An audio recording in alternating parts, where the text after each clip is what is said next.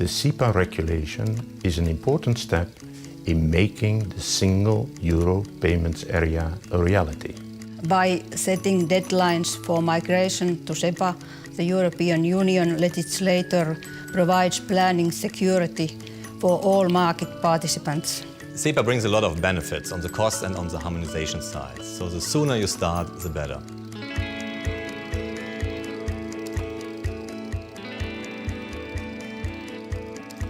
The Single Euro Payments Area, SEPA, currently covers the 27 EU member states, plus Iceland, Liechtenstein, Norway, Monaco and Switzerland.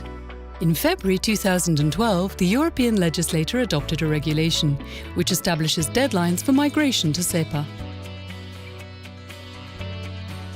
The aim of this European Union integration initiative is the implementation of harmonised payment schemes for electronic euro credit transfers and direct debits.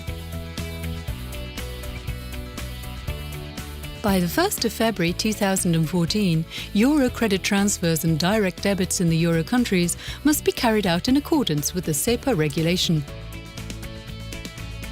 In other words, as of this date, national euro payment schemes for credit transfers and direct debits in the euro countries must be replaced by harmonised SEPA payment schemes. Non-euro countries will have to make the transition at the latest by 31st October 2016. If you are a business or a public administration, what does this mean? It means that you have to adapt your payment business to comply with the SEPA payment schemes, the SEPA credit transfer and the SEPA direct debit. At the request of the European authorities, the European Payments Council developed the payment tools to implement SEPA effectively. The SEPA credit transfer scheme gives way to a basic credit transfer service for bulk and single payments within the area of the 32 countries that shape SEPA. The payer and the biller making a SEPA payment must each hold an account located in SEPA. The accounts may be in euro or in any other currency. The transfer of money always takes place in the euro currency. The SEPA direct debit schemes, as any other direct debit scheme, are based on a simple concept, by which you request money from someone else and with his or her prior approval, you just credit it to yourself. As you see, SEPA does not reinvent the wheel. It is just about making payments work even better. One of the most visible changes for all SEPA Bank customers will be the new account identifiers, the International Bank Account Number, IBAN, and the Business Identifier Code, BIC. These technical standards were developed by ISO, the International Organization for Standardization. One of the main challenges in the SEPA implementation process is the conversion of bank data into the IBAN and BIC format. Fortunately, banks and other payment providers already developed tools to help facilitate the conversion. All billers will have to communicate their IBAN and BIC to everybody who pays them by credit transfer. At the same time, all billers will need the IBAN and BIC of every customer who pays them by direct debit. The SEPA regulation states that after the 1st of February 2014 for national payment transactions, and after the 1st of February 2016 for cross-border payment transactions, however, payment service providers shall not require payment service users to indicate the BIC of a payer or of a payee. Another important aspect to keep in mind is that SEPA payment transactions are processed based on the SEPA data formats.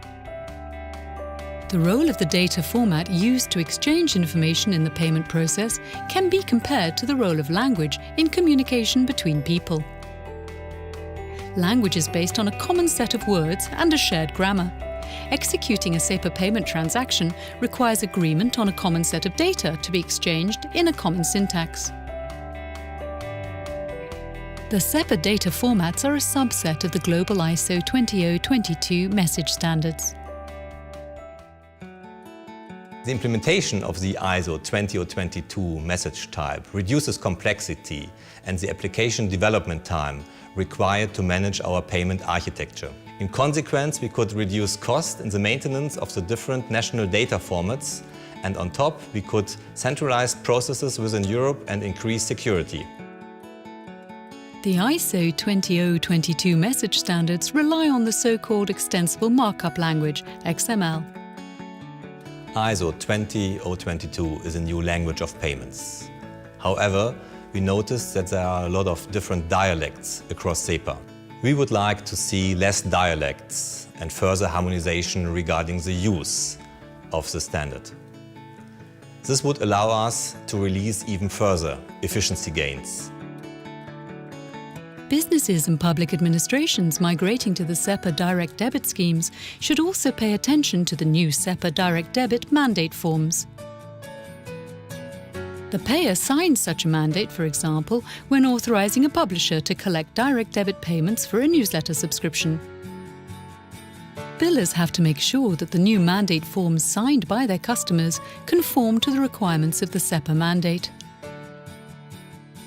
The SEPA regulation states that a valid payee authorization to collect recurring direct debits in a legacy scheme prior to the 1st of February 2014 shall continue to remain valid after that date. In other words, such mandates can be used to collect payments under the SEPA direct debit scheme. To realize the benefits associated with SEPA, companies and public administrations must become active. As a first step, the European Payments Council would recommend the formation of a dedicated SEPA team. The team included members of IT and benefit departments and also accounting, treasury and payment service units. In addition, it is important to design a communication strategy to alert customers and business partners that a company or a public entity migrates to the new SEPA payment schemes and standards. The transition to SEPA allows the streamlining of back-office functions and simplifying reconciliation. Establishing a harmonized SEPA payment infrastructure facilitates the expansion of business across national borders. Having completed migration to the SEPA instruments, companies are able to centralize accounts and the associated liquidity.